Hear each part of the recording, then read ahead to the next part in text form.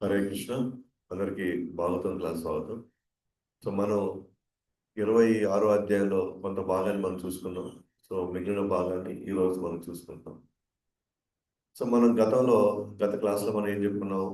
So పురంజనుడు తన రథంలో వేటకు వెళ్తున్నాడు. ఎవరిని వదిలేసి? భార్యని వదిలేసి. భార్య ఎవరు? పురంజని. తను పెళ్లి చేసుకున్నాడు కదా. సో పురంజని అంటే మనం ఎక్కడికి వెళ్ళినా సరే మనం ఏం చెప్పాలో భార్యకి చెప్పేసి వెళ్ళాలి. నగరికి వెళ్తున్నాను, మళ్ళీ ఈ పని ఇంత టైం పడుతుంది, మళ్ళీ అది తిరిగి వచ్చేస్తాను అని చెప్పేసాను. కానీ భార్యకి చెప్పకుండా అతను వేటకి వెళ్తున్నాడు. ఇప్పుడు భార్య ఎవరు అంటే, ఇప్పుడు మన ధార్మిక బుద్ధి, ఇప్పుడు మంచి బుద్ధి. అంటే సంబంధాలు వచ్చినప్పుడే మంచి బుద్ధి అయ్యేది. ఆ సంబంధం లేనప్పుడు అది అసాంఘికమైనటువంటి కార్యం. అది ఇప్పుడు ఇప్పుడు మంచి బుద్ధి, ధార్మిక బుద్ధి. ధార్మిక బుద్ధి ఏం చెప్తుంది? మనకి మంచి చెప్తుంది, మంచి చేసుకోమంటది. ఆ, మీరు అక్కడ ఇక్కడ పోయి మీరు ఇబ్బంది పడద్దు, టైం చక్కగా తినండి, టైం చక్కగా మీరు చూసుకోండి, ఎవరు ఏదైతే మాకు ఫోన్ చేయండి అని చెప్తారు. మంచి బుద్ధి అయితే. కానీ ఇప్పుడు ఈ పురంజనుడు మళ్ళీ మనసు మాటిని బుద్ధికి చెప్పకుండా ఎక్కడికి వెళ్తున్నాడు? వేటకి వెళ్తున్నాడు. సో ఒకానొక సమయంలో పురంజనుడు రథంపై ఎక్కి తన పురంజను ఆ, పురంజనుడు బయలుదేరుతున్నాడు రథం మీదకెక్కి. ఆ రథం ఏంటి అంటే మళ్ళీ దేహం. ఇప్పుడు రథాన్ని దేహంతో పోలుస్తారు. రథం యొక్క ఆ, పై భాగం అంతా శరీరంగాను, తర్వాత మనసుని తాళ్ళతో పోలుస్తున్నాడు. రథం తాళ్ళు. గుర్రాలని ఇంద్రియాలతో పోలుస్తున్నాడు. బుద్ధిని డ్రైవర్తో పోలుస్తున్నాడు. పురంజనుడు ఎవరు? దాంట్లో ప్రయాణించేటువంటి ఆత్మ. అట్లా చాలా ఉన్నాయి, చాలా వివరణ ఇచ్చాడు.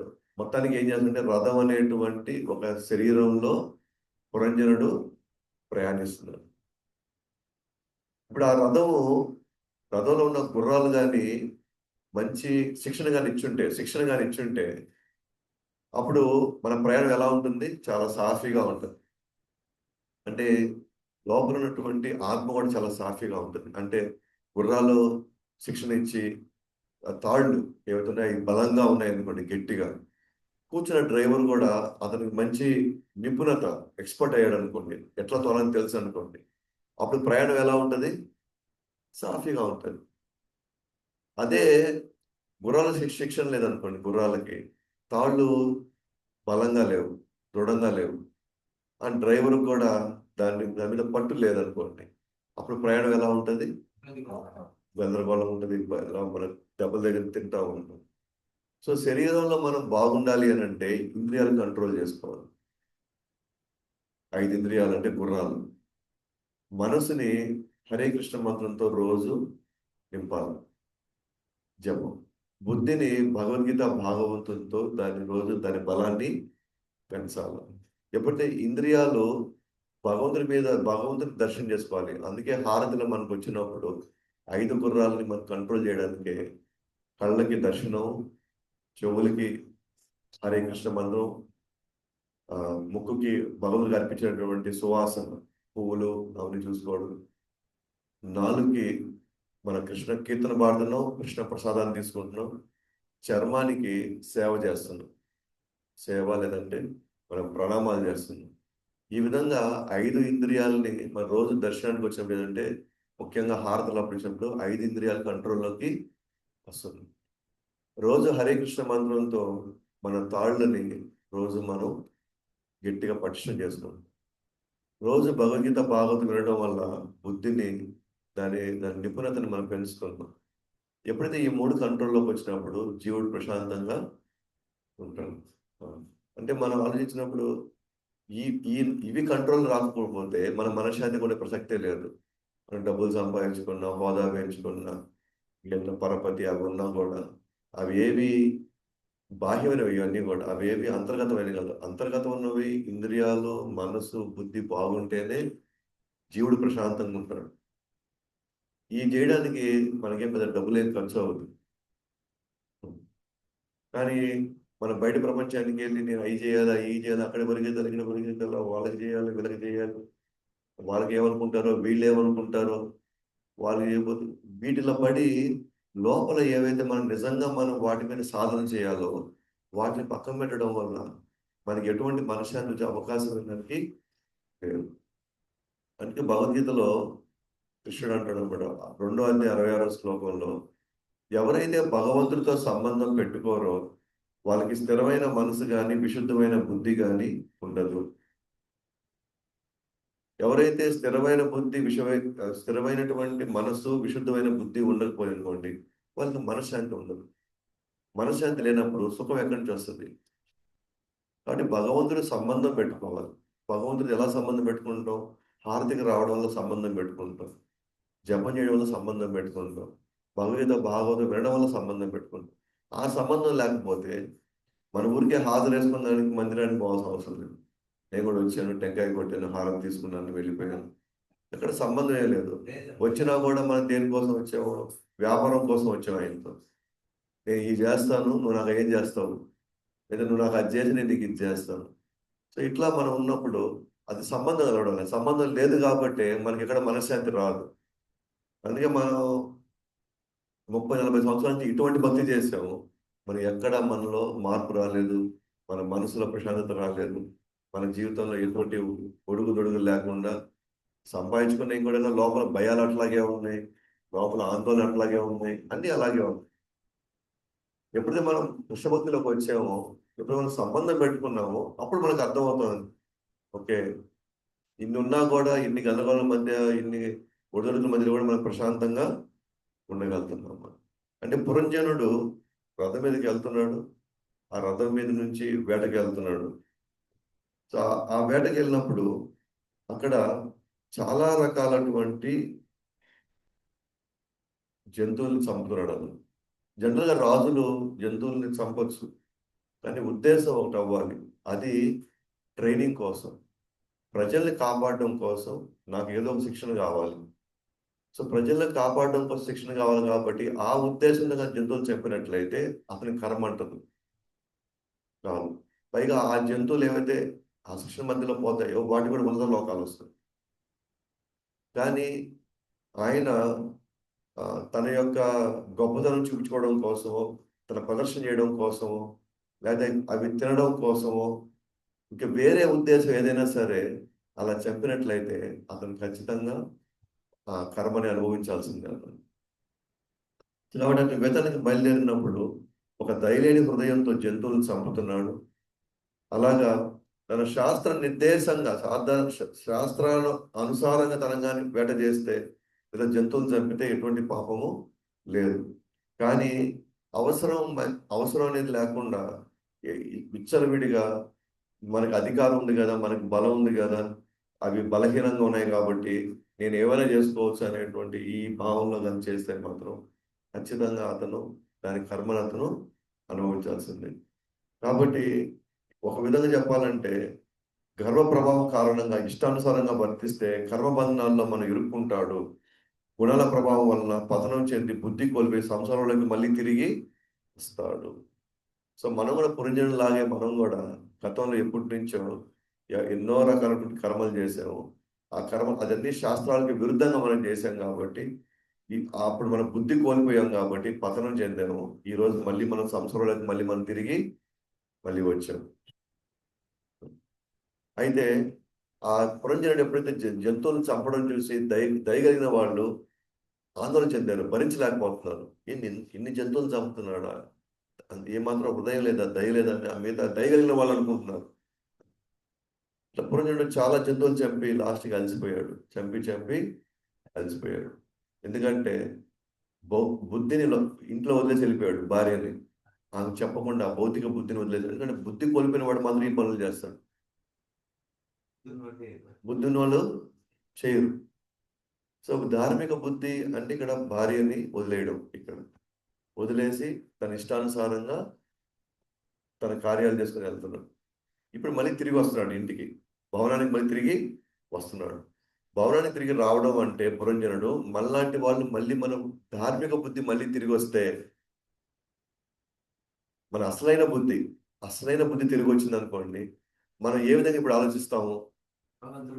అరే ఏమో, అరే నేను ఎంత పెద్ద పాపం చేశాను, నేను చేయకుండా ఉండాల్సింది, నేను తప్పు చేశాను కదా అని మనం ఏ విధంగా అయితే మనం మళ్ళీ తిరిగి మన అసలైన బుద్ధి దగ్గరికి వస్తామో, అదే విషయాన్నే పురంజనుడు భార్య దగ్గరికి వస్తే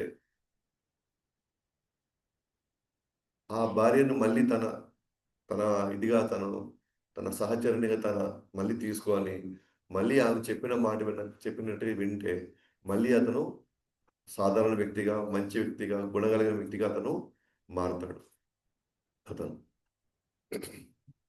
అదేవిధంగా మనం కూడా మన బుద్ధిని మళ్ళీ తెచ్చుకోగలిగితే ఏ విధంగా భగవద్గీత భాగవతం చదవడం వల్ల, ఆచార్యులు మనకు సాధువులు చెప్పిన మాటలు వినడం వల్ల అసలైన మన బుద్ధి తిరిగి వస్తుంది. అయితే ఇప్పుడు ఆ తిరిగి వచ్చే బుద్ధి యొక్క ప్రభావం తన మీద ఎలా ఉంటుంది? తిరిగి వస్తే బుద్ధి తను తన భార్యని ఎలా బుజ్జగించి మళ్ళీ ఎంత బతిమలాడి మళ్ళీ ఎట్లా తన వద్దకి తెచ్చుకుంటాడు. ఇది ఇప్పుడు మనం చూసుకోబోయేది. సో రాజు ఆకలి దప్పికలతో రాజమాలిగా రాగానే స్నానం చేసి ఆహారం తీసుకొని విశ్రాంతి తీసుకున్నాడు.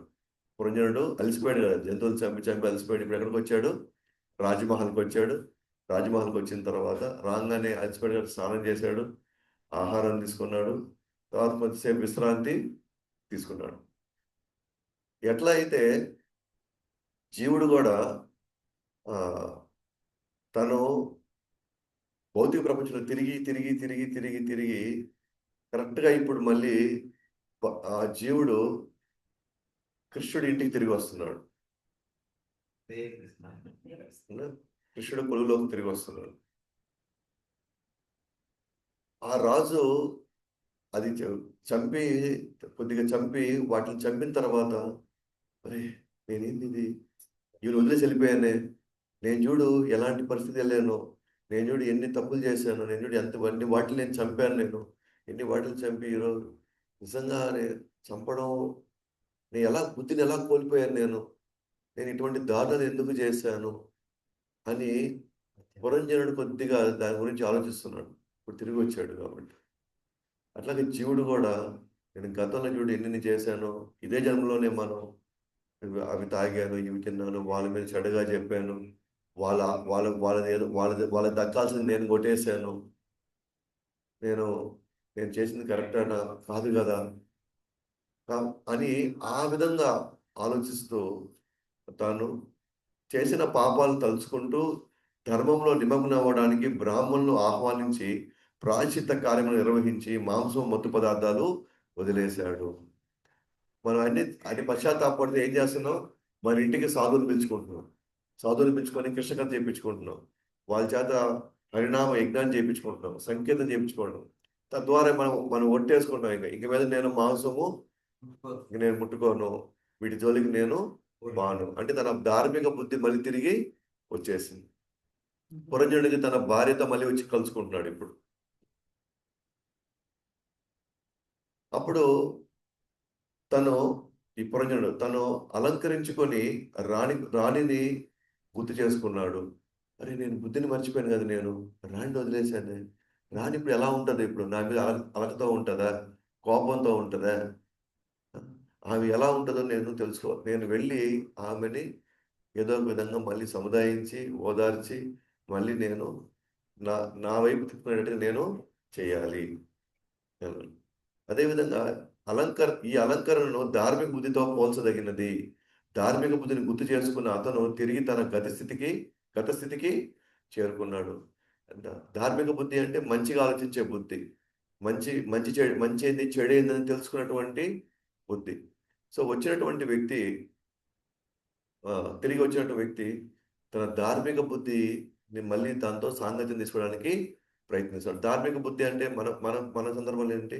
భగవద్గీత భాగవతం విన్నటువంటి బుద్ధి, లేదా మళ్ళీ భక్తుల సాంగత్యానికి వచ్చేసినటువంటి వ్యక్తి, సాధువుల సాంగత్యంలోకి భక్తుల సాంగత్యంలోకి వచ్చిన వ్యక్తి, లేదా కృష్ణ భక్తిలోకి మళ్ళీ వచ్చేటువంటి భక్తుడు మళ్ళీ తిరిగి తన గత స్థితిని గుర్తు చేసుకుంటాడు. ఒకప్పుడు నేను ఎట్లా ఉన్నాను, నేను ఫస్ట్లో బాగున్నాను, మధ్యలో నేను ఈ విధంగా తయారయ్యాను, ఒకప్పుడు నేను వైకుంఠంలో ఉన్నాను, కృష్ణుడితో ఉన్నాను. కృష్ణుడితో నేను ఎంతో సంతోషంగా ఉన్నాను. కానీ నేను నేను అనుభవించాలన్న దాంతో నేను కృష్ణుడిని వదిలేసి నేను ఒంటరిగా వేటకి ఈ భూప్రపంచానికి నేను వచ్చాను. ఈ ప్రపంచానికి వచ్చిన తర్వాత అనేక శరీరాల్లో అనేక బ్రహ్మాండాలు నేను తిరిగి తిరిగి తిరిగి ఈరోజు నేను ఎటు పోతున్నాను, అసలు ఏం చేస్తున్నాను, నేను మనశ్శాంతి కోల్పోయాను, నేను ఆ, నేను ఆనందాన్ని కోల్పోయాను, నేను ఆ, ప్రశాంతం ఉండాల్సిన జీవితంలో నేను అనేక అలజడులు నేను తెచ్చుకున్నాను అని గుర్తు చేసుకొని, లేదు లేదు, మళ్ళీ మనం తిరిగి మన యొక్క భౌతికమైనటువంటి బుద్ధికి మళ్ళీ మనం తిరిగి రావాలి, మళ్ళీ మన భక్తుల సాంగత్యాలకు మళ్ళీ మనం తిరిగి రావాలి అని తను తలుచుకోవడం. అదే రాజు కూడా ఇక్కడ అలంకరించుకొని అక్కడికి ఎవరి దగ్గరికి వెళ్తున్నాడు? రాణి దగ్గరికి వెళ్తున్నాడు, గుర్తు చేసుకుంటున్నాడు. రాణి రాణి ఇప్పుడు ఎక్కడ ఉందో, ఎలా ఉందో, ఏ స్థితిలో ఉందో, నేను వెళ్ళిపోయాను కదా చెప్పకుండా ఆమె ఏ విధంగా నన్ను చూసి ఇప్పుడు ఏ విధంగా ప్రవర్తిస్తుందో అని తను తెలుసుకుంటుంది. మన్మధుడి యొక్క ప్రభావంలో తృప్తి తృప్తి ఆనందం గర్వంతో అందమైన భార్యని నేను చూడలేకపోతున్నాను. అంటే ఇంతకుముందు నా కోరికలతో వేరే వాటి మీద మోహంతో నేనేం చేశాను?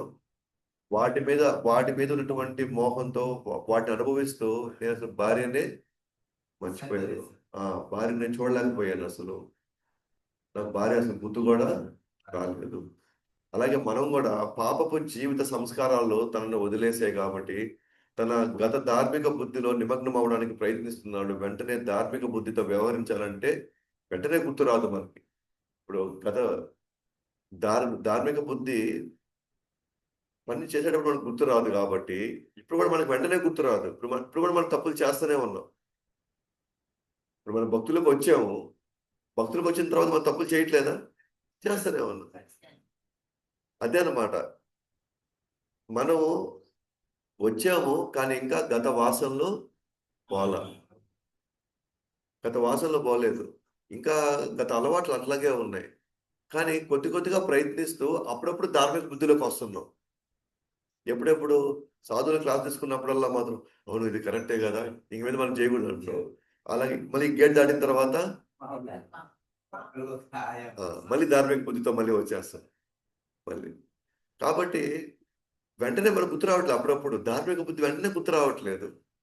వెంటనే ఒకటి మాత్రం తెలిసింది, మనం చేసేది మంచిది కాదని తెలుస్తుంది. అది ఒకటి మంచి విషయం. గతంలో మనం చేసింది మంచిది కాదు, మనం అలా అలా చేయడం వల్ల మనకి మంచి జరగదని మనకి తెలుసు.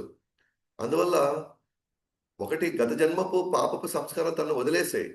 అంటే మాంసము, మత్తు పదార్థాలు ఇవి మనం వదిలేసుకోవాలి, దీనివల్ల మనకు నష్టం ఉందని అర్థం చేసుకుని వాటిని మనం పక్కన పెట్టాము. ఇప్పుడు మనం ప్రయత్నిస్తున్నాం ధార్మిక బుద్ధితో మళ్ళీ మళ్ళీ కలవడానికి, నిమగ్నం అవడానికి ప్రయత్నిస్తున్నాం. సేవకు వస్తున్నాము, భాగవతం వింటున్నాం, నవగ్రహ సంకీర్తన చేసుకుంటున్నాము, రకరకాలుగా చేస్తున్నాం. అయినా కూడా అప్పుడప్పుడు మరి మర్చిపోతున్నాం మళ్ళీ మనం. అట్లనే ఒక్కొక్కసారి ఈ పురంజనుడు కూడా వస్తూ వస్తూ ఓకేనా, ఒకసారి భార్య గుర్తు వస్తుంది, ఇంకోసారి గుర్తు రావట్లేదు. ఎందుకంటే ధార్మిక బుద్ధి ఒక్కోసారి గుర్తు వస్తుంది, ఒకసారి గుర్తు రానప్పుడేమో మనం వెళ్ళి మళ్ళీ మన పాత పద్ధతిలోనే మళ్ళీ వెళ్ళిపోతున్నాం. కానీ మళ్ళీ మళ్ళీ మనం గుర్తు చేసుకోవడానికి మనం ప్రయత్నిస్తున్నాం. మనం కూడా చూస్తాం ఆఫీస్లో లేదా వ్యాపారం అన్ని పనులు చేస్తుంటాం, మధ్యాహ్నం టైం మాత్రం గుర్తొస్తారు ఇంట్లో వాళ్ళు. ఎందుకని? వీళ్ళు తిన్నారో లేదో, లేకపోతే మనం కూడా ఇంటికి వెళ్ళాలా, పోయి తినాలా అని. అప్పటి వరకు మళ్ళీ వీళ్ళు ఎవరు మనకు గుర్తు రారు. అట్లాగే మన భక్తిలో కూడా అంతే. మనం గత వాసనలు మళ్ళీ మళ్ళీ మనం పీడిస్తున్నప్పుడు మన భక్తిలోని సంగతి మనం మర్చిపోతాం మళ్ళీ ఒకసారి. అక్కడ ఉన్న గృహిణులను అడిగాడు పురంజనుడు, మీరు మీ యజమాని ఇంతకు ముందు వల్లే ఆనందంగా ఉన్నారా? ఈ గృహిణులు ఎవరు అంటే అంటే ఆమెకి సేవ చేసుకునే వాళ్ళు వీళ్ళంతా. పురంజనుడు భవనంలోకి వచ్చాడా? భవనంలోకి వచ్చిన తర్వాత విశ్రాంతి తీసుకున్నాడా? తిన్నాడు, స్నానం చేశాడు, తిన్నాడు, తర్వాత విశ్రాంతి తీసుకున్నాడు. ఇప్పుడు ఎవరు గుర్తొచ్చారో? రాణి గుర్తొచ్చింది. రాణి గుర్తొచ్చిన తర్వాత ఏం చేశాడు? అలంకరించుకున్నాడు. అలంకరించుకొని ఎవరి దగ్గరికి వస్తున్నాడు? రాణి ఉండే భవనం దగ్గరికి వెళ్తున్నాడు. వెళ్లే ముందర అక్కడ కొంతమంది గృహిణులు ఉన్నారు. గృహిణులు అంటే ఆమెను బాగా చూసుకునేటువంటి చెలికత్తలు. సేవకులు మనం అడుగుతున్నాడు, ఏమని అడుగుతున్నాడు అక్కడ? మీ యజమాని అంటే రాణి ఇంతకు ముందు వల్ల ఆనందంగా ఉందా అని అడుగుతున్నాడు. అంటే ఎట్లుంది ఆ స్థితి, ఎట్లుందని. అంటే కోపం ఉందా, చిరుగుళ్ళాడుతుందా, లేకపోతే అలకతో పోయి ఆడ పడిపోయి ఉందా, ఏడుస్తుందా, ఎలా ఉంది అసలు అప్పుడు? అసలు ఆనందంగా ఉందా అని అడుగుతున్నాడు. ఆ. అయితే వీళ్ళు ఎవరు, ఈ చెలికత్తెలు ఎవరు, ఈ సేవకులు ఎవరు అని అంటే పాపపు జీవిత సంస్కారాల సారీ గృహిణులు ధార్మిక బుద్ధి వైపు ఆకర్షించిన అంతఃకరణ సంస్కారాలు ఇవన్నీ. అంటే ధార్మిక బుద్ధి వైపు నడిపించే సంస్కారాలు ఇవి. అంటే ఇవన్నీ వాళ్ళు మనకి ఏ ఏ ఇన్ఫర్మేషన్ ఇస్తారు, మనకి ఏ సంస్కారాలు ఇస్తున్నారంటే రాణి మీద కలుసుకోవడానికి, అంటే ధార్మిక బుద్ధిని కలుసుకోవడానికి మనకి ఇచ్చే ఇవి సంస్కారాలు అన్నమాట. ఉదాహరణకి మనం కృష్ణ కథ వినడం మనకి ధార్మిక వైపు బుద్ధి వైపు మనం నడిపిస్తుంది. మనం భగవాన్ అర్పించిన ప్రసాదాన్ని మనం స్వీకరించడం, ఇవన్నీ ఇవన్నీ మన ధార్మిక బుద్ధి వైపు నడిపించే సంస్కారాలు ఇవన్నీ. సాధువు రాగానే మనం వెళ్ళి మన ప్రణామాలు చేయడం, హరే కృష్ణ అని చెప్పి మనం చెప్పడం. అలాగే రోజు నేను తిలకం ఎందుకు పెట్టుకోవట్లేదు, నేను తిలకం పెట్టుకోవాలి కదా. తిలకం పెట్టుకోవడం అనేది ధార్మిక బుద్ధి వైపు నడిపించేటువంటి సంస్కారాలు ఇవన్నీ. కంటిపాలు వేసుకోవడం, ఇవన్నీ కూడా సంస్కారాలు. అలాగే ధోతి కుర్తా వేసుకోవడం. సో ఇవన్నీ కూడా మనకి తెలియకుండా ఎటువైపు నడిపిస్తున్నాయి, ఇవన్నీ మనకి ధార్మిక బుద్ధి వైపు, అంటే భక్తి వైపు మనల్ని నడిపిస్తున్నాయి అన్నమాట. ఇవి ఇవి ఇప్పుడు అకస్మాత్తుగా దర్శనమిచ్చాయి. ఇప్పుడు ఇవన్నీ గుర్తొస్తున్నాయి మనకి. అరే మన పెద్దలు ఇవన్నీ చెప్పారు కదా అప్పుడు మనకి. వాళ్ళు ఎందుకు ఇప్పుడు తిలకం అప్పుడు పెట్టుకోమన్నారు? ఎందుకు వాళ్ళు ఖచ్చితంగా మనకి ప్రార్థన చేసుకొని తినమని ఎందుకు చెప్పారు? ఏది పెట్టినా భగవానికి నైవేద్యం పెట్టుకొని తినమంటున్నాడు. భగవంతుని ముందు ఎందుకు పెట్టుకోండి ఇప్పుడు నాకు అర్థం అవుతుంది అని కూడా. ఏం చేసినా సరే కృష్ణార్పణం అని చెప్పుకొని చేయమన్నారు. ఇప్పుడు మనకి అవన్నీ దర్శనమిస్తున్నాయి అన్నమాట అవన్నీ. అవును. ఇవన్నీ తెలుసుకుంటే పెద్దోళ్ళే మనకి చాలా నేర్పించారు. కానీ అప్పుడు వేరే మోహంలో పడి మనం పట్టించుకోలేదే. మర్చిపోయాం ఇప్పుడు. ఈ గృహిణులంతా అంటే ఎవరైతే ఇప్పుడు సేవకులు ఉన్నారో, చెలికత్తులు ఉన్నారో, వీళ్ళందరూ కూడా మనల్ని అన్నీ మనకు గుర్తు చేస్తున్నారు అనమాట. ధార్మిక బుద్ధి వైపు మనకి అటువైపు ప్రోత్సహిస్తున్నాయి వీళ్ళంతా. ఓకే. నా బుద్ధి యొక్క పనితనం స్థిరంగా ఉంటే ప్రస్తుతం ఉన్న పాపపు సంసారం నాశనం చేయగలదు. కావున అతను ఎలా ఉన్నారోనని అడిగారు. ఈ సంస్కారాలుగా నేను కొనసాగిస్తే ఇదే సంస్కారాలు ఏది భౌతిక బుద్ధి వైపు నడిపించేటువంటి సంస్కారాలు. రోజు నేను తెల్లవారుజామున లేయడం, మంగళహారతికి రావడం, తలకి తిలకం పెట్టుకోవడం, భగవద్గీత భాగవతం వినడం, ప్రసాదం నైవేద్యం పెట్టుకొని నేను తినాలి అని పెట్టుకోవడం, ఒకవేళ భక్తుల సాంగత్యం కలిగితే కృష్ణుడి గురించి మనం చర్చించుకోవడం చర్చించుకోవడం సాయంత్రాలు మళ్ళీ అవకాశం ఉంటే మళ్ళీ మనం హారతలు చూసుకోవడం. అది అంటే మందిరానికి వచ్చినప్పుడు మాత్రమే ఇట్లా ఉండకూడదు. ఇంట్లో ఉన్నప్పుడు కూడా ఇలాగే ఉండాలి. వేషధారణ కూడా ఇలాగే ఉండాలి. మన గుళ్ళో ఎలా అయితే మనం మనం వివిధ కార్యక్రమాలు చేస్తున్నామో, ఈ గుడి లాగా మొత్తం కాకపోయినా కనీసం ఆలోచనలు ఉండేటట్టుగా ఇంట్లో మన యొక్క స్థితిగతులు ఆ విధంగా మనం మార్చుకోవాలి. అప్పుడు ఏమవుతుంది, అప్పుడప్పుడు బుద్ధి ఉండదు, ఎప్పుడు ధార్మిక బుద్ధే ఉంటుంది. ఎట్లా మందిరంలో ఉన్నట్టే ఇంట్లో ఉండడానికి ప్రయత్నించామనుకోండి అందరం, ఇంకా బాగుంటుంది. అప్పుడప్పుడు గుర్తు కాదు, ఎప్పుడు మన ధార్మిక బుద్ధిలోనే మనం ఉంటాం. లేదు అని అంటే ఇక్కడ ఉన్నంత ధార్మిక బుద్ధి ఉంటుంది, ఇంటికి వెళ్ళంగానే మారిపోతుంది. అందువల్ల ఇప్పుడు ఆ ప్రస్తుతం ఈ ఈ సంస్కారాలు ఏం చేస్తాయంటే గత పాపపు సంస్కారాలను నాశనం చేస్తాయి అండి. గత పాపపు ప్రవృత్తులు ఏవైతే ఉన్నాయో వాటిని పక్కన పెడతాయి, వాటిని తగ్గించేస్తాయి.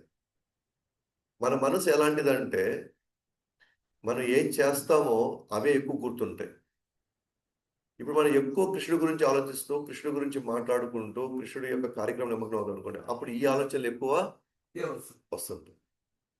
మీరు మొబైల్ ఫోన్ తీశారనుకోండి, మొబైల్ ఫోన్లో మీరు మీరు యూట్యూబ్ తీసుకున్నారనుకోండి, మీరు ఏది ఎక్కువ చూస్తారో అవే ఎక్కువ కనబడతాయి. అంటే వాటికి సంబంధించిన విషయాల్లోకే మళ్ళీ మళ్ళీ మనం, అందుకే ఇది అయిపోయిన తర్వాత నెక్స్ట్ వీడియో అది చూసేస్తా ఉంటాం. మరి ఇది ఇంకా బాగుందే, ఇది ఇంకా నాకు అవసరంగా ఉంది అని చెప్పేసి దీని నుంచి ఇంకోటి వెళ్తే మళ్ళీ అవే వస్తుంటాయి. మీరు రోజు ఓన్లీ కృష్ణుడికి సంబంధించి మాత్రమే చూస్తున్నారు అనుకోండి, బయటికి ఏమొస్తాయి? అవే వస్తాయి. అంటే మన మనసు కూడా అంతే. నేను పాపపు సంస్కారాలకు సంబంధించిన విషయంలోనే ఉన్నాను అనుకోండి, నా మనసు పాప సంస్కారాల వైపే తీసుకెళ్తది. నేను కృష్ణ భక్తిలో కృష్ణుడికి సంబంధించిన విషయంలోనే నేను ఉన్నాను అనుకోండి, నన్ను పదే పదే కృష్ణుడికి సంబంధించిన విషయంలోనే నన్ను నిమగ్నం చేస్తాయి.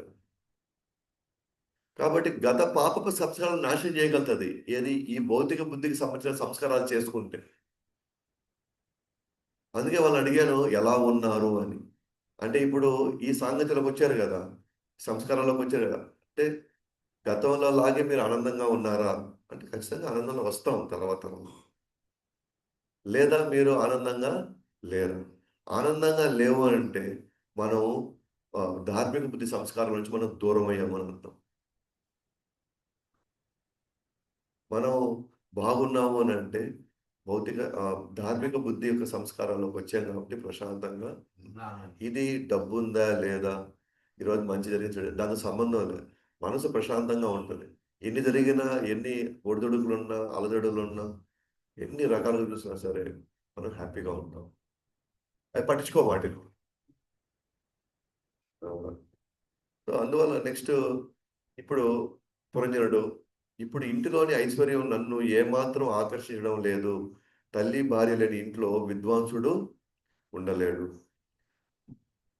ఒకప్పుడు ఐశ్వర్యం మీద, పేరు మీద, మోహం మీద మనకి ఎంతో మక్కువ ఉండేది, ఎంతో మోహం ఉండేది. కానీ ఎప్పుడైతే ధార్మిక బుద్ధితో కలవడానికి వచ్చినప్పుడు ఏమవుతుందంటే వీటి మీద ప్రభావం తగ్గిపోయింది. ఎలాగైతే తల్లి భార్య ఉన్న ఇల్లు మంచి ఇల్లు, ధార్మిక బుద్ధి అది. అది గృహస్థ జీవితం అన్నా కూడా అది కూడా ఒక డిసిప్లిన్ ఉన్న జీవితం అది. మన మన కోరికల్ని ఎలా పడితే అలాగా ఎప్పుడు పడితే అప్పుడు విచ్చలవిడిగా మనం ఉండకుండా ఉండడానికే మనకి గృహస్థ జీవితం, ఒక కుటుంబం, తల్లిదండ్రులు, భార్య బిడ్డలు, భర్త, పిల్లలు, ఇదంతా ఏంది అని అంటే ఏ ఇల్లు అయితే వీటితో ఉండదో ఆ ఇంట్లో విద్వాంసుడు ఉండలేడు, మంచివాడు ఉండలేడు.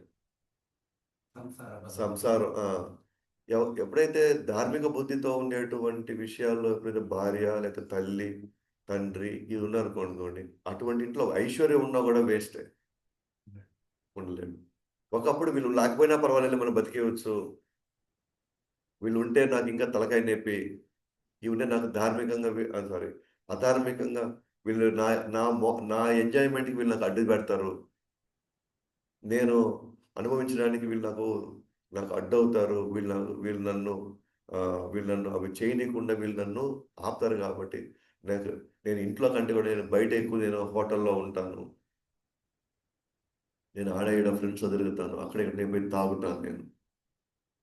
అందుకని ఒకప్పుడు ఐశ్వర్యంలో ఉండి కానీ నేను అప్పుడు తల్లి లేదా భార్య సాంగత్యం నేను లేను కాబట్టి అలాంటి దాంట్లో విద్వాంసుడు కూడా ఉండలేడు. అంటే అర్థం ఏంటి అని అంటే ఇప్పుడు మనలాంటి వాళ్ళు నిషేధించబడినటువంటి వస్తువులు ఇక నాకు ఆనందం ఇవ్వవు అని మనకు అర్థమైపోయినాయి ఇప్పుడు మనం. ఒకప్పుడు ఏ మాంసం మనం తింటూ భలే ఉంది అనుకున్నాము, ఏదైతే తాగుతూ మన టీ కాఫీలో ఎన్ని గంటలు గంటలు ఎన్నిసార్లు మనం తాగాము, ఇది మంచిది, ఇది బాగుంది, ఇది హాయిగా ఉంది, ఇది మనకి మనకి ఎంతో ఆనందాన్ని ఇస్తుందని చెప్పేసి మనం అనుకున్నాము. ఇప్పుడు ఇవి ఆనందం నాకు ఇవ్వవు. ఎట్టయితే పురంజ నాకు ఈ ఐశ్వర్యం నాకు మేలు చేయదు. భార్య సంతోషంగా లేనప్పుడు ఐశ్వర్యం ఎంత ఉంటే ఏమైంది? పిల్లలు సరిగ్గా లేకపోతే మనకి ఎంత ఐశ్వర్యం ఉన్నా కూడా పిల్లలు మన మాట వినట్టు లేకపోతే ఏం ప్రయోజనం ఉంది? డబ్బు పెట్టుకొని కూడా వాళ్ళ గురించి ఆందోళన చెందుతూ ఉంటాం.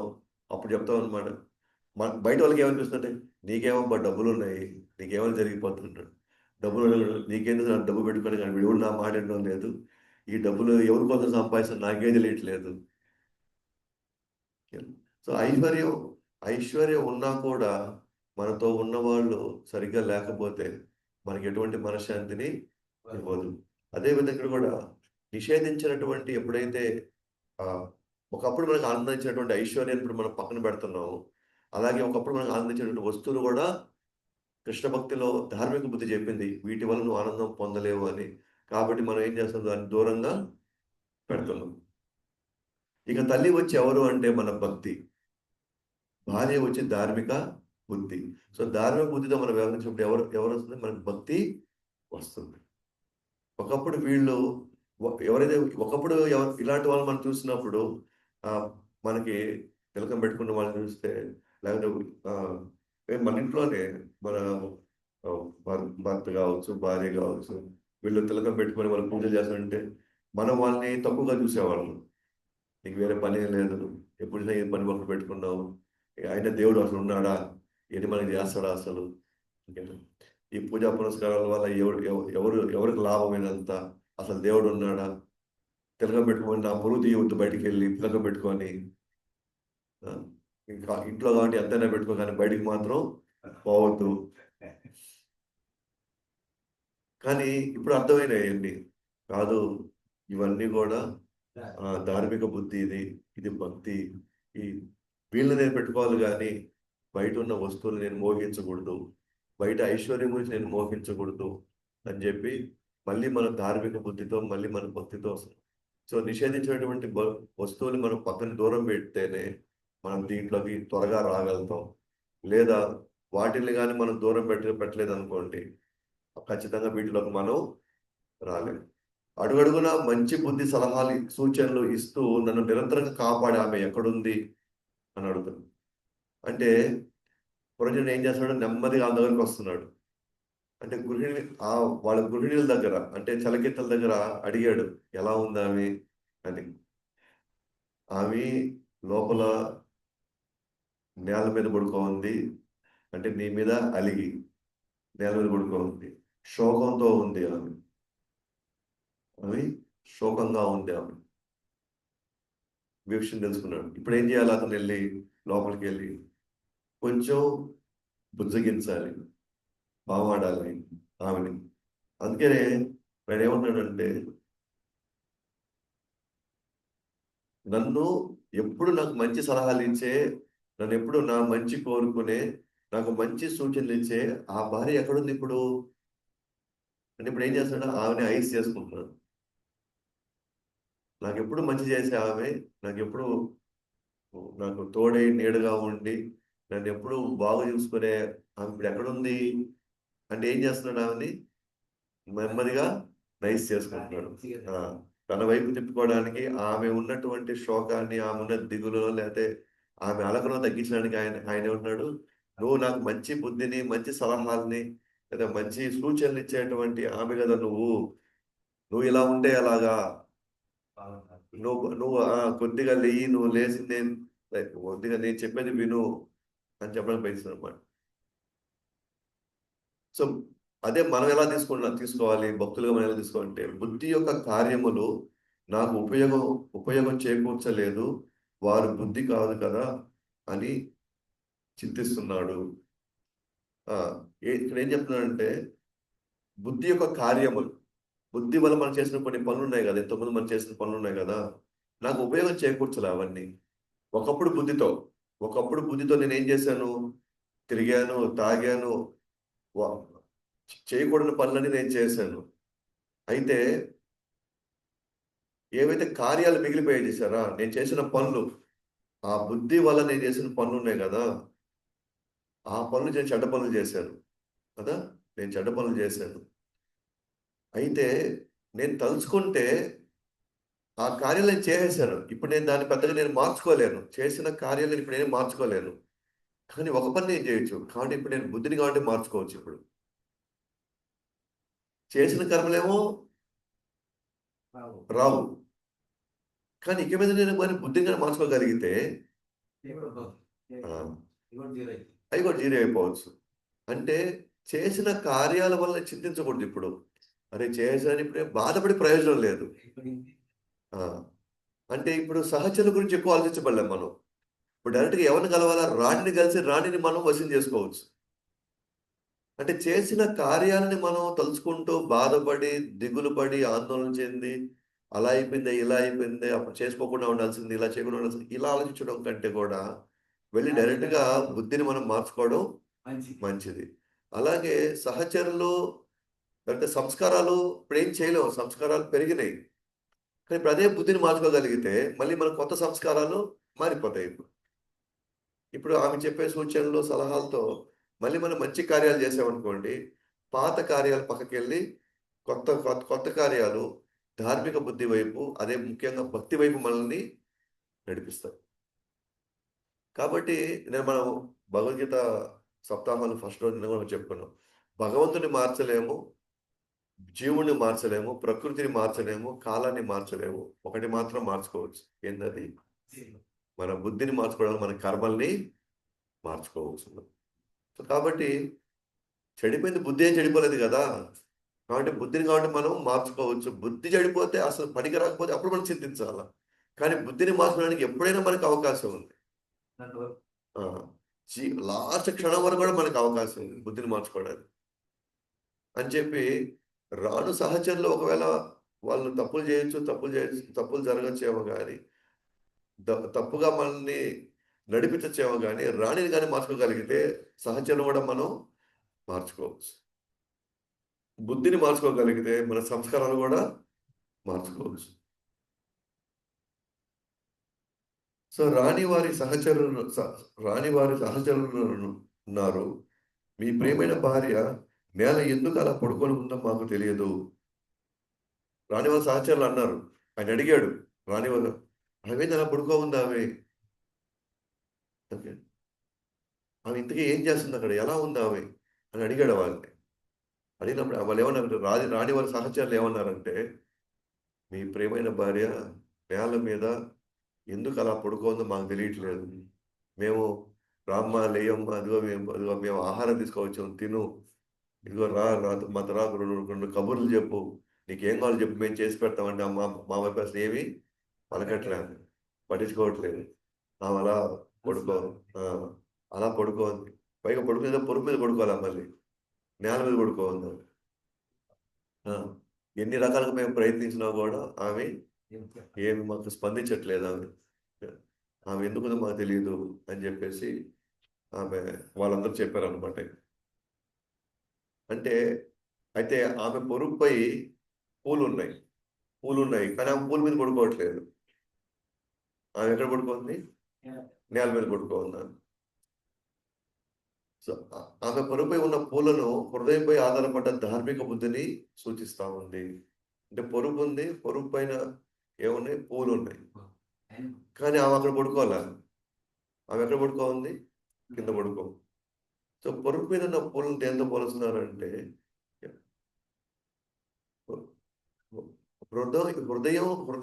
హృదయంపై ఆమె పడుకో ఉండాలి ఆమె. కానీ ఎక్కడ పడుకోంది ఆమె? కింద పడుకోంది. బుద్ధిని ఏం చేయాలంటే హృదయం మీద బుద్ధిని నిలపాలి. అంటే హృదయము బుద్ధి రెండు ఒకే గణంగా పనిచేయాలి. బుద్ధి అనేది మనకు ఆలోచనలు ఇస్తుంది, హృదయం అనేది స్పందిస్తుంది. రెండు ఏముండాలా? హృదయం మీద ఏముండాలా? బుద్ధి ఉండాలి. ఎస్పెషల్గా ఆ పూలని హృదయంతో పోల్చారు. పూలని ఏంతో పోల్చారు? హృదయంతో. హృదయము బుద్ధి ఒకే కనెక్షన్ లేవనుకోండి, చెప్పేది ఒకటి అవుతావు, చేసేది ఒకటి అవుతుంది. మన ఆలోచనలు ఒకటిగా ఉంటాయి, లోపల మనం స్పందించేది ఒకటిగా ఉంటుంది. దీన్ని ఏమంటుంటే డబుల్ స్టాండర్డ్స్ అంటారు. డబుల్ స్టాండర్డ్స్ అంటే మనము బయటికేమో నవ్వుతున్నాము, కానీ లోపలేమో గాయాలై ఉంది. ఎందుకని? బుద్ధి వేరైపోయింది, హృదయము వేరు చేసేస్తుంది. కానీ ఎవరైతే సరళంగా ఉండే వ్యక్తులు ఎలా ఉంటారు అని అంటే, వాళ్ళ హృదయం బుద్ధి ఒకటిలాగే పనిచేస్తుంది. బుద్ధి ఏం చెప్తుందో హృదయం అలాగే పనిచేస్తుంది, హృదయం ఏం చెప్తే బుద్ధి కూడా అలాగే స్పందిస్తుంది. అయితే ఇప్పుడు ఆ హృదయం మీద ఉండాల్సినటువంటి బుద్ధి ఇప్పుడు ఎక్కడ ఉంది? నేల మీద ఉంది.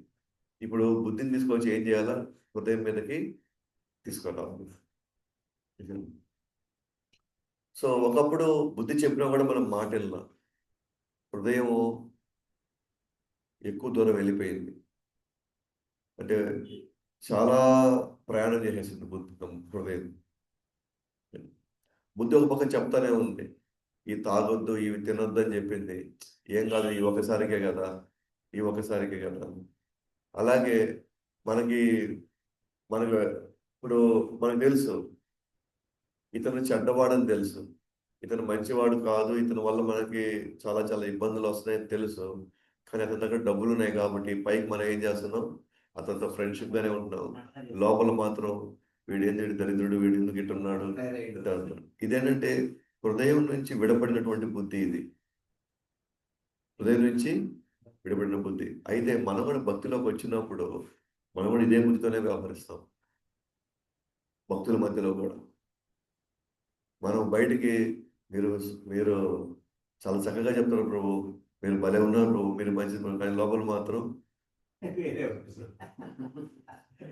మీరు అట్లా కాదు, ఈవి ఇట్లా, ఆమె ఇట్లా, ఆ ప్రభు ఇట్లా, ఈ ప్రభు ఇట్లా. దీనివల్లే మనకి సమస్యలు, దీనివల్లే మనం మనం సాంగత్యాల నుంచి మనం దూరం అవుతాం. వీటి వల్లనే మళ్ళీ మన పాత జీవితంలోకి మళ్ళీ మనం వచ్చి మళ్ళీ మనం ఇక్కడ కూడా అదే వాతావరణాన్ని మనం తయారు చేసుకుంటాం. దానికనే ఇక్కడ రాజు ఏం చేయాలనుకుంటే ఆమె లేపి మళ్ళీ పొరుగు మీద పడుకోవడానికి ప్రయత్నిస్తున్నాం. మనం కూడా ఇక మీదట మన బుద్ధి, మన స్పందన, హృదయ స్పందన ఒకటిగా చేసుకోవాలి. అది అది కష్టమే స్టార్టింగ్లో, ఎందుకంటే మనం జీవించడం అలాగే జీవించాం, అలాగే పెరిగాం మనం. అటువంటి వాతావరణంలోనే మనమందరం కూడా మనం నడుచుకున్నాం. ఎందుకంటే ఎవరిని నమ్మద్దు అన్న పాయింట్లో మనము నాది నేనే ఈ భావంలో ఇటువంటి ఒక స్థితికి మనం చేరుకున్నాం. ఇప్పుడు అది మార్చుకోవడం అనేది త్వరగా అవ్వట్లేదు. అందుకే ఈమె కూడా ఇప్పుడు రాజు కూడా రాణి బతులాడబోతున్నాడు. ఇప్పుడు లేయమ్మ అట్లా ఉంటే అట్లాగా లేసి ఈ పొరుగు మీద ఉన్న ఈ పూల మీద నువ్వు పడుకోవాలి అని చెప్తున్నాడు. సో ఇప్పుడు రాణి దగ్గరికి వెళ్తున్నాడు. రాణి దగ్గర పోయి ఆయన ఏ విధంగా బుజ్జగించబోతున్నాడు, ఏ విధంగా స్పందించబోతున్నాడు, ఆమెను ఏ విధంగా ఓదార్చబోతున్నాడు, ఇది మనం చూస్తాం. తన తన రాణి స్థితిలో ఒక భిక్షువులాగా కనిపించేసరికి నేను దిగ్భ్రాంతికి గురయ్యాను. ఎవరు? పురంజనుడు. ఏంది మహారాణి లాగా ఎంతో వైభవంలో, ఐశ్వర్యంలో, ఎంతో చక్కగా ఆనందించాల్సి ఇప్పుడు ఎక్కడ ఉంది? కొడుకో ఉంది. ఎలా ఉంది? ఒక ఒక అడుక్కునే వాళ్ళగా, భిక్షువులాగా. జనరల్గా వాళ్ళకి పాప వసతులు ఉండవు కదా, వాళ్ళకి భిక్షుడికి వసతి ఉండదు. వాళ్ళు ఎక్కడ పడుకుంటారు? దొరికితే అది నేల మీద ఎలా పడితే పడుకునేస్తారు. మనం కూడా వాళ్ళ స్థితిని మనం అర్థం చేసుకుంటాం. ఓకే, వీళ్ళకి ఏమీ లేదు, పడిపోయి ఉన్నారు. కానీ రాణి అలా పడుకోవాల్సిన అవసరం లేదు. ఒక భిక్షువులాగా ఆడ పడిపోయి ఉన్నారు. అది చూసి ఆయనకి ఇదేంటి అని తనకి ఒక దిగులు, ఆందోళన, ఆశ్చర్యం కలిగింది. దిగ్భ్రాంతికి గురయ్యాడు. దిగ్భ్రాంతికి గురయ్యాడు. దిగ్భ్రాంతికి గురయ్యేసి ఆమె యొక్క స్థితిని చూసి ఇప్పుడు ఆమెని ఓదడానికి ప్రయత్నిస్తాడు అనమాట.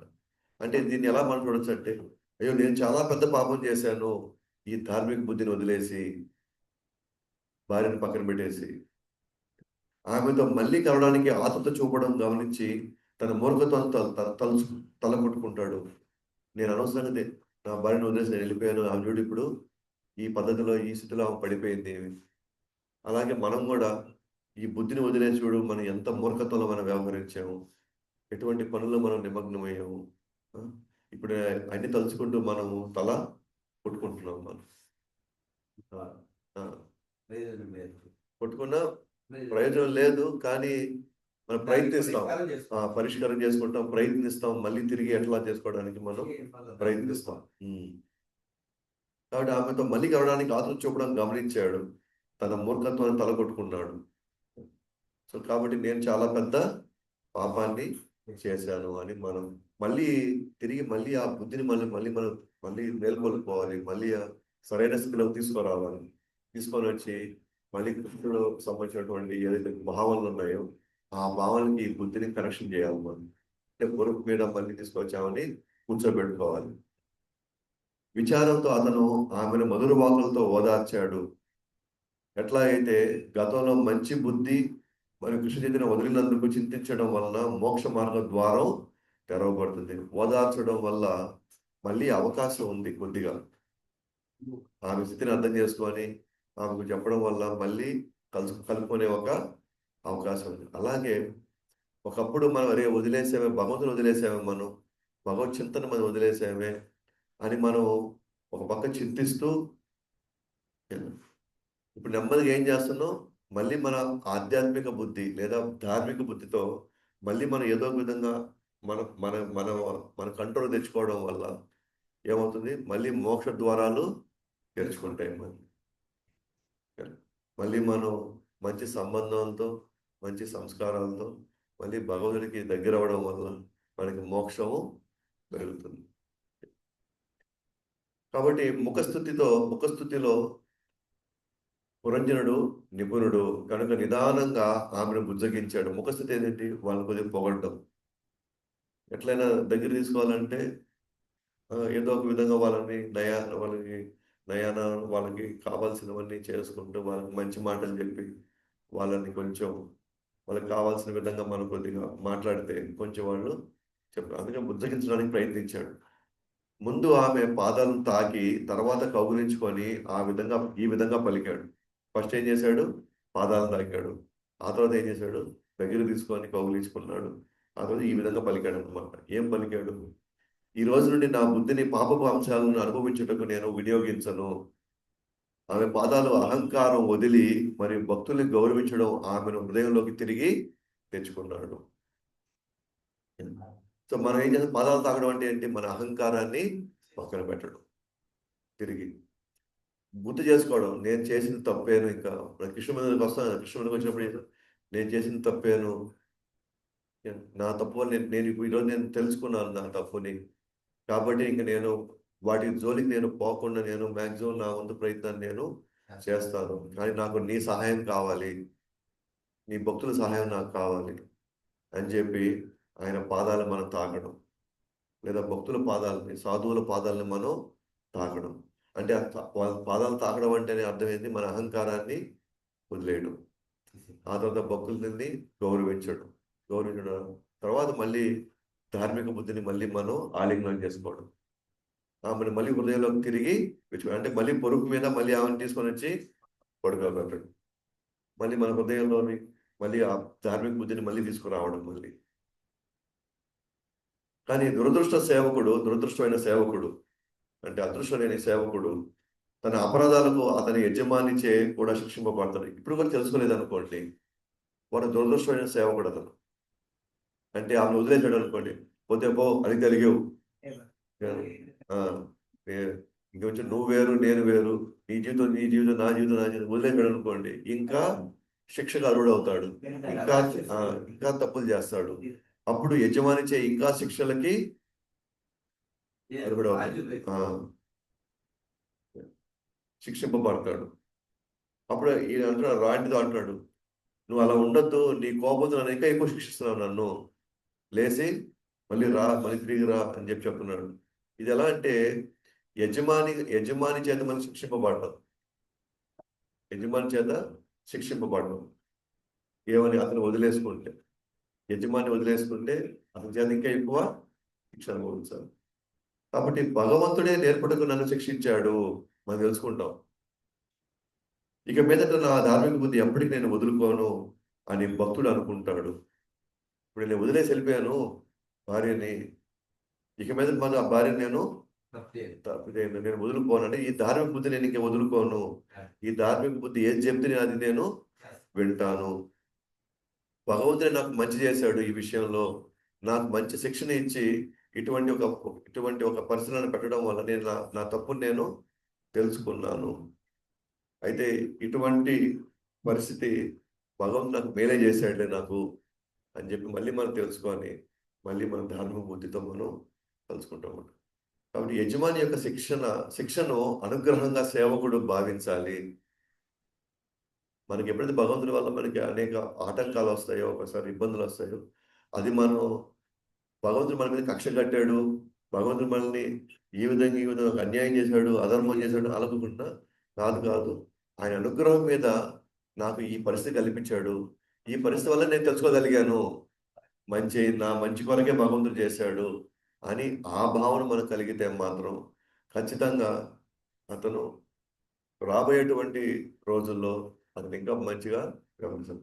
మూర్ఖుడు మాత్రమే ఆగ్రహానికి గురవుతాడు ఈ విషయంలో. భగవంతుడు నాకు ఇట్లా చేశాడు, అట్లా చేశాడు, ఇట్లా చేశాడు, అట్లా చేస్తుంటే ఇంకా బాగుంది కదా, ఏదేదో మనకు వచ్చింది మనకు. అతను నిజంగా తను ఇంకా అధార్మిక బుద్ధితోనే ఉన్నాడు.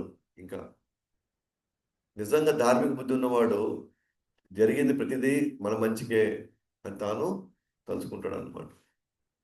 ఈ దండన నాకు మేలు కలిగింది ఎందుకంటే నేను మళ్ళీ పాపం చేయరాదని తలుచుకుంటాడు. ఓన్లీ ఇది ఇక్కడితో పోయింది, ఇది కానీ ఇంకా కానీ కొనసాగించుంటే ఇంకెంత పాపం నేను అనుభవించాలనో, ఇక్కడితో నాకు మంచి జరిగి ఇక్కడితో నేను అర్థం చేసుకున్నాను. నా నా పూర్వపు బుద్ధి మళ్ళీ నాకు తిరిగి వచ్చింది. నేను గతంలో నా వ్యామోహం నుంచి నేను బయటపడ్డాను. కాబట్టి నాకు భగవంతుడు ఇలాంటి ఒక సన్నివేశం, ఇలాంటి ఒక పరిస్థితి నాకు ఎందుకు కల్పించాడంటే నన్ను బాగు చేయడానికే కల్పించాడు. సో తల్లిదండ్రులు కొట్టేటువంటి దెబ్బలు మనకి అప్పటికప్పుడు మనకి అది బాధ కలిగించిన అది తర్వాత మనకు తెలుస్తుంది. ఆ రోజు వాళ్ళు కొట్టకుండా ఉంటే ఈరోజు నేను ఈ విధంగా అయ్యేవాడిని కాదు. కాకపోతే అది అప్పటికప్పుడు మనకు గుర్తుండదు కాబట్టి వాళ్ళ పట్ల మనకి కొంత అసంతృప్తి మనకు ఉంటుంది. కాబట్టి నెక్స్ట్ అంటున్నాడు పురంజనుడు, నీ కోపాన్ని తగ్గించుకొని నీ అందమైన ముఖం దయచేసి చూపించు. మధుర వాక్కులు హాసపు చూపులు నీలిపురులను ఆకర్షిస్తాయి అన్నాడు. అంటే దయచేసి మళ్ళీ నువ్వు నా నా వైపు నీ ముఖాన్ని నాకు చూపించు అంటే ఫస్ట్లో ఆయన పొగుడుతారు అనమాట ఆమెని. నీ మధుర వాక్కులు అని హాస్యంతో నువ్వు చూసే చూపులు ఇవన్నీ నన్ను ఆకర్షిస్తున్నాయి. దయచేసి నువ్వు నా దగ్గరికి వచ్చేసేయి, నన్ను ఆకర్షించు మళ్ళీ, లేదంటే అవి చేస్తే నేను నీకు ఆకర్షితుడు అవుతాను అన్నాను. ఇది ఎలాంటిదంటే ఇది నిజంగా నా గత ధార్మిక బుద్ధి ఇప్పటికైనా నాకు అనుకూలంగా స్థిరంగా ఉండుగా కానీ ప్రార్థిస్తున్నాడు. గత నేను ఎట్లా నువ్వు నవ్వుతూ నాతో ఉన్నావు, ఇప్పుడు కూడా నువ్వు నాతో ఉండు అలాగే. ఇప్పుడు అలకతో బాధతో ఈ విధంగా నువ్వు బెంగతో ఈ విధంగా నువ్వు పడుకోవద్దు. నువ్వు మళ్ళీ గత స్థితి ఎలాగున్నావో ఆ స్థితికే నువ్వు నాకు వచ్చేసేయి.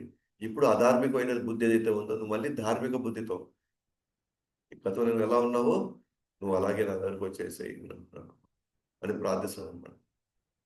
కాబట్టి బ్రాహ్మణుడు మరియు వైశ్యుడు కాకుండా ఎవరైనా నిన్ను కష్టపెట్టినట్లయితే వారిని నేను దండిస్తాను. నువ్వు ఇలా ఉండడానికి కారణం ఎవరు చెప్పు, వాళ్ళు నేను కొడతాను. వాళ్ళు అంటాం కదా వాళ్ళతో, నీకు ఎవరైనా ఏమైనా చేశారా, నిన్ను ఎవరైనా ఏమైనా అన్నారా చెప్పు, వాళ్ళు నేను దండిస్తాను అంటారు కదా.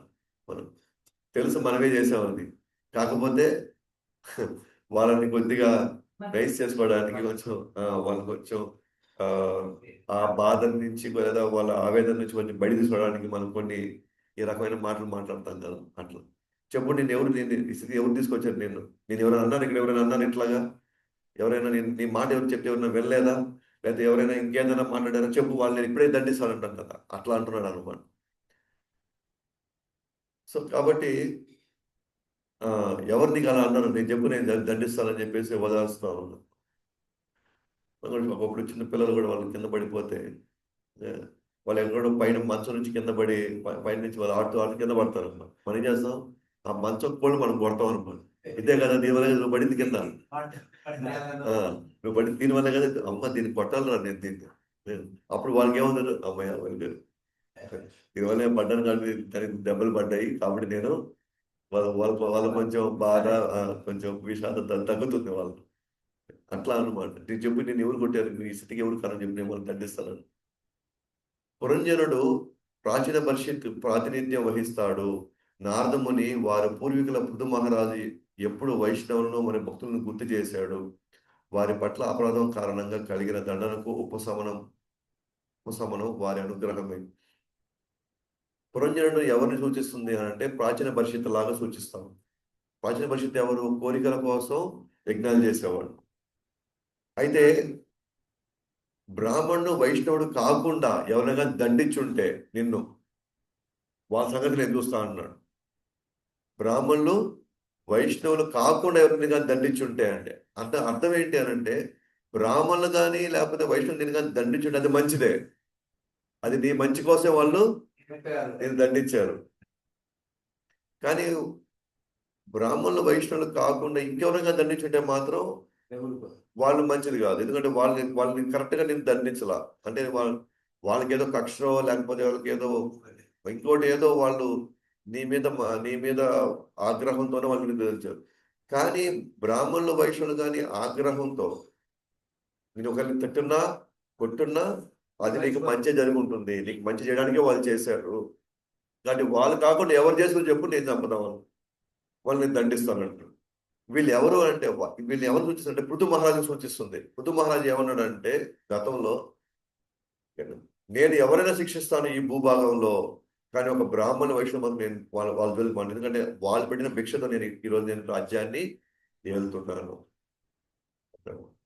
కాబట్టి మన జీవితంలో కూడా మనం ఒక సాధువు మనం ఏమైనా అన్నాడు అనుకో, హెచ్చరించాడు అనుకోండి, మనల్ని ఏమైనా సరే శిక్షించాడు అనుకో, మనం ఒక మాట గట్టిగా అనుకోండి, మనం బాధపడము. మనం వాళ్ళని ఇంకా చెప్పాలంటే, ఎందుకంటే మన చుట్టూ ఉన్న ప్రపంచం మనం ఎప్పుడు పొగిడే పనే పెట్టుకునేది. ఈ పొగిడే పనిలో మనం ఏం తప్పులు చేస్తున్నామో, ఏ లోపాలను మనల్ని ఇబ్బంది పడిన మనకి కన్ను మీద కూడా మనకి ఆడడం లేదు మనకి. కానీ మన జీవితాన్ని బాగు చేయాలంటే అది గురువు వల్లనో ఒక సాధు వలన మనకు వీలవుతుంది. వాళ్ళు ఎంతో దయ తెలిసి ఎందుకంటే వాళ్ళు మన దగ్గర నుంచి ఏమి ఆశించట్లే. వాళ్ళు మనందరూ ఎందుకు పొగుడుతున్నారు మనల్ని? వాళ్ళు ఏదో ఆశిస్తారు మన దగ్గర నుంచి. వీళ్ళని కొంత పొగిడితే మనకి ఏదో వీళ్ళ దగ్గర మనం ఇది పొందొచ్చు, మనం ఏదో వీళ్ళ దగ్గర నుంచి కొంచెం బయటపడచ్చు, అప్పుల నుంచి బయటపడచ్చు అనో, వీళ్ళతో ఉంటే మనకు కూడా పేరు వస్తుందనో ఏదో ఆశించి మనం వాళ్ళని పొగుడుతున్నాం. మనకు తప్పు తెలిసినా కూడా మనం గుర్తున్నాం. కానీ మనం ఏం చేస్తున్నాం? సాధువులు కూడా మనం తిట్టినప్పుడు, మనకి అయినప్పుడు మనం కూడా అదే లెక్కేసుకొని వాళ్ళ మీద మనం అడుగుతున్నాం. వాళ్ళని మనం దూరం పెడుతున్నాం. వాళ్ళని మనం వాళ్ళు చెప్పిన మాటలు మనం పడిచెవిన పెట్టి వాళ్ళని మళ్ళీ ఆగ్రహించుకుంటున్నాం మనం. కాబట్టి వృంజనుడు ఎవరు అంటే ప్రాచీన బర్హిత్ యొక్క ప్రాతినిధ్యం వహిస్తున్నాడు. ఈ వైష్ణవుల్ని వాళ్ళని తప్ప ఎవరైనా దండిస్తానన్న విషయం ఎవరు సూచిస్తుంది? పృథు మహారాజు సూచిస్తుంది. సో ఈ రెండింటి వీళ్ళందరూ ఎవరు అంటే వీళ్ళిద్దరూ కూడా ధ్రువ మహారాజు వంశం చెందిన వాళ్ళే వీళ్ళంతా కూడా. కాబట్టి నిజంగా ఒకవేళ మనం అపరాధం చేసి మనం నిజంగా దండన అనుభవించామనుకోండి, వైష్ణవులకు సంబంధించిన అపరాధం చేసి దండన అనుభవించితే మాత్రం అది వాళ్ళ అనుగ్రహమే. అది ఆ దండన మనకి మంచి చేస్తుంది, మనకి అనుగ్రహం ఇస్తుంది. కాబట్టి చూడు ఎలా ఉన్నావో, ఇలా పడిపోయిన తిలకం లేక నీరసించి ఆప్యాయత లేకుండా కన్నీటి సోమలు పడడం చాలా ఇలా ఇంతకు ముందు ఎప్పుడు నేను చూడలేదు ఈ విధంగా పడి ఉన్నావు. నేను రాణి అంటున్నాడు. ముఖంలో తిలకం లేదు, అంటే సింధూరం లేదు, నుదిటిన సింధూరం లేదు, ఆప్యాయత లేదు, వచ్చితే కానీ నువ్వు నాకు ఎదురొచ్చి నన్ను పలకరించలేదు, కన్నీటి శోభలో మునుగుతున్నావు, నేను ఎప్పుడు చూడ ఈ స్థితిలో నిన్ను అని ముందు కూడా ఇంత ముందు కూడా నేను ఎప్పుడు ఈ విధంగా నేను చూడలేదు. అదే ఈ పరిస్థితి సూచిస్తుంది గతంలో ఉన్నట్లుగానే బుద్ధి సంతోషంగా లేదు. అంటే గతంలాగా ఇప్పుడు నేను మారిపోయాను అనుకొని నువ్వు ఇలా ఉండొద్దు అని. గతంలాగా మారిపోతే ఏమవుతుంది? మళ్ళీ బుద్ధిలో సంతోషం ఇంకా ఉండదు. ఇప్పుడు మనం ఏం చేయాలా? ఆ బుద్ధిని మళ్ళీ తిరిగి తీసుకొని ఓదార్చి మళ్ళీ సాంగత్యాన్ని మనం కొనసాగించాలి. సో గతంలో ఏ విధంగా బుద్ధిని నేను వదిలేసినప్పుడు నేను ఏ విధంగా నేను బాధలు పడ్డానో, ఇప్పుడు నువ్వు నన్ను వదిలేస్తే ఇప్పుడు మళ్ళీ నేను తిరిగి అదే బాధలు పడతాను. దయచేసి అందుకని నువ్వు లేచి నాతో మళ్ళీ నువ్వు సాంగత్యాన్ని చేయమని చెప్తున్నాను అనమాట. కాబట్టి చివరిగా నేను నిన్ను పట్టించుకోకుండా అరణ్యానికి వెళ్ళినందుకు నన్ను నీ అంతరంగిక సేవడిగా భావించి నా దయ చూపుము. మన్మధుడి బాణం వలన కామవాసన కలిగిన నాకు ఏ స్త్రీ మాత్రం ఆమె భర్తను కౌగిలించుకోకుండా ఉంటుంది? అంటే నేను పట్టించుకోకుండా నేను ఎక్కడికి వెళ్ళాను? అరణ్యానికి వెళ్ళినందుకు దయచేసి నన్ను క్షమించు. ఏదో తప్పు చేశాను, నీ సేవకుడు అనుకొని నన్ను క్షమించు. ఏదో గత వాసనల వల్ల, గత కోరికల వల్ల, నాకు కలిగినటువంటి ఆ ఇది వల్ల నేను కొన్ని తప్పులు చేశాను. అది కానీ మళ్ళీ ఇప్పుడు నేను తిరిగి వచ్చేసాను కానీ నీ దగ్గరికి. ఏ స్త్రీ మాత్రం మళ్ళీ లేచి నన్ను కౌగిలించుకోదు. నా భార్య అయితే మళ్ళీ నా తప్పును అర్థం చేసుకొని, నా బలహీనతను అర్థం చేసుకొని మళ్ళీ నా దగ్గరికి వచ్చేస్తుంది కదా. కాబట్టి నువ్వు కూడా లేచి నా దగ్గరికి నన్ను వచ్చి నాకు సాంగత్యాన్ని ఇవ్వు అని చెప్పి అతను కోరుకుంటున్నాడు. అదేవిధంగా ఎలాగైతే ఒక స్త్రీ ఆమె ప్రేమికుడిని ఎప్పటికీ వదులుకోదో, అలాగే ధార్మిక బుద్ధి ఎప్పటికీ జీవుడిని వదులుకోకూడదు, మన బుద్ధిని వదులుకోకూడదు అని చెప్పి మనకి పురంజనుడి యొక్క కథతో, పురంజనుడు తిరిగి రావడం వల్ల తన భార్యని మళ్ళీ తన తను చేసిన తప్పుని తను తెలుసుకొని మళ్ళీ ఆమెని పునఃస్థితికి మళ్ళీ తీసుకురావడానికి తను ఏదైతే ప్రయత్నిస్తున్నాడో, అదే విధంగా మనలాంటి జీవులం కూడా మన ధార్మిక బుద్ధిని మళ్ళీ మేల్కొల్పుకొని మళ్ళీ ఆ ధార్మిక బుద్ధితో మనం వ్యవహరించి వీలైనంత వరకు గత సంస్కారాలు మనం పోగొట్టుకుంటూ ఇప్పుడున్నటువంటి భక్తి సంస్కారాలు మనం పెంచుకోగలిగితే మనం ఖచ్చితంగా మనం ఆ, మనకు మోక్ష ద్వారాలు మనకి తెరుచుకుంటాయి అన్నమాట. సో ఆ విధంగా మనకి మోక్ష ద్వారాలు తెరుచుకున్నట్లయితే ఇక మన జీవితం ఎప్పటికీ సంతోషంగా మళ్ళీ మనం ప్రశాంతంగా జీవితం కలుస్తుంది. సో ఈ 26వ అధ్యాయంలో మనం పురంజనుడు తిరిగి రావడం, జీవుడు తన పాత బుద్ధిని అంటే ధార్మిక బుద్ధిని మళ్ళీ తన మళ్ళీ తెచ్చుకోవడం అనేది ఈరోజు అధ్యాయం యొక్క సారాంశం.